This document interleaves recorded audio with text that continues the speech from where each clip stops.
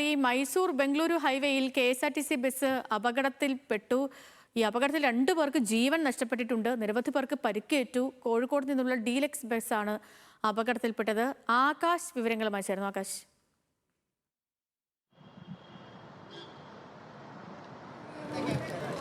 സേതുലക്ഷ്മി, ഇന്നലെ രാത്രി 9:30 കോഴിക്കോട് ഡിപ്പോയിൽ നിന്നും 39 പേരുമായി പുറപ്പെട്ട ബസ്സാണ് അപകടത്തിൽപ്പെട്ടിരിക്കുന്നത്. ഇത് മൈസൂർ ബാംഗ്ലൂർ ഹൈവേക്ക് സമീപമുള്ള മാണ്ടിക്ക് സമീപം ആണ് ഈ അപകടം ഉണ്ടായിരിക്കുന്നത്. ഈ ബസ് ദിശാസൂചികയിൽ ചെന്ന് ഇടിക്കുകയായിരുന്നു. 6:30 ഈ അപകടം ഈ സ്ഥലത്ത് വെച്ചുണ്ടാകുന്നത്.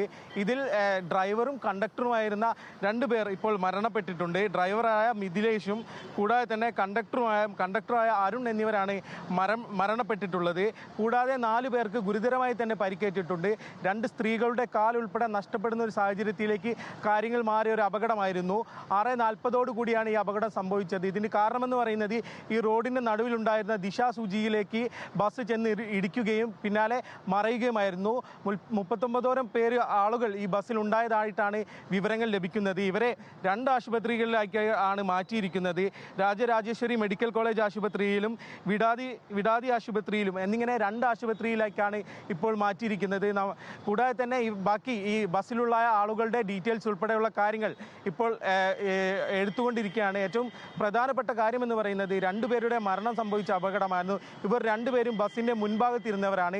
ഇവർക്കാണ് ഏറ്റവും കൂടുതൽ പരിക്കേൽക്കുകയും പിന്നാലെ തന്നെ നാട്ടുകാർ ചെന്ന് ഇവരെ ആശുപത്രിയിൽ എത്തിക്കുകയും ചെയ്തു. എന്നാൽ തൽക്ഷണം തന്നെ മരണപ്പെടുകയായിരുന്നു എന്നാണ് അറിയാൻ സാധിക്കുന്നത്. കൂടുതൽ മലയാളികൾ ഈ ബസ്സിൽ ഉണ്ടായിരുന്നു. കോഴിക്കോട് നിന്ന് പുറപ്പെടുന്ന ബസ്സായതിനാൽ തന്നെ നിരവധി മലയാളികൾ ഉണ്ടായിരുന്നു. ഇവർക്കിൽ കുറേ പേർക്ക് പരിക്കേറ്റതായും വിവരങ്ങൾ ലഭിക്കുന്നുണ്ട്. നമുക്ക് ആ ദൃശ്യങ്ങളിൽ നിന്ന് തന്നെ കാണാം. ഈ ബസ് ഇടിച്ച് മറിഞ്ഞിരിക്കുന്ന ദൃശ്യമാണ് ഇപ്പോൾ കാണുന്നത്. ഇത് ഈ നടുക്കുണ്ടായ ദിശാസൂചിയെ കാണിക്കുന്ന ഈ വലിയ പോസ്റ്റാണ്. ഈ പോസ്റ്റിലേക്ക് ബസ് ഇടിക്കുകയും ഒരു പ്രദേശവാസി കൂടി നമുക്ക് ഒപ്പം ചേരുന്നുണ്ട്. ശ്രീ റഷീദ് കേൾക്കാമോ? കേൾക്കാം. ഇപ്പോൾ വലിയൊരു അപകടമാണ് ഉണ്ടായത്. 2 പേർക്ക് ജീവൻ നഷ്ടപ്പെട്ട, ഒരുപാട് പേർക്ക് പരിക്കേറ്റ അപകടം. അങ്ങ് പ്രദേശവാസിയാണെന്ന് ഞാൻ മനസ്സിലാക്കുന്നു.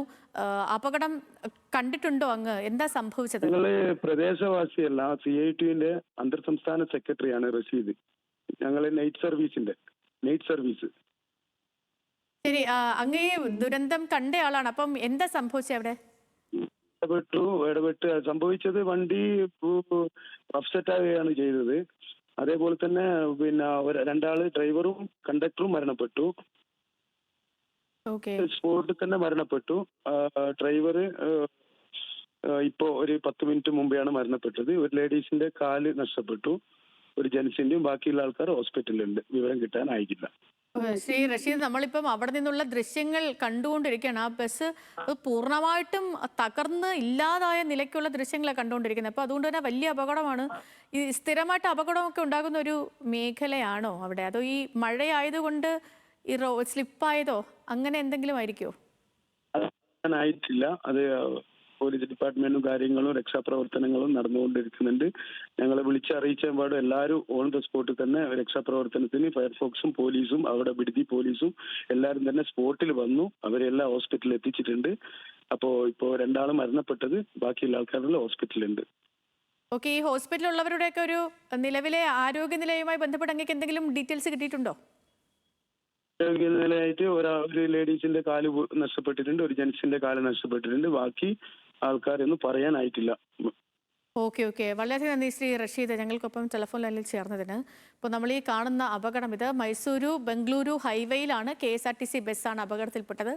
2 പേർക്ക് ജീവൻ നഷ്ടപ്പെട്ടു, നിരവധി പേർക്ക് പരിക്കേറ്റിട്ടുണ്ട്. ഇപ്പം ഈ അപകടം നേരിൽ കണ്ടയാൾ റഷീദ് പറഞ്ഞ അനുസരിച്ചാണെങ്കിൽ 1-2 പേർക്ക് ഈ അവയവങ്ങളൊക്കെ നഷ്ടപ്പെട്ടിട്ടുണ്ട്.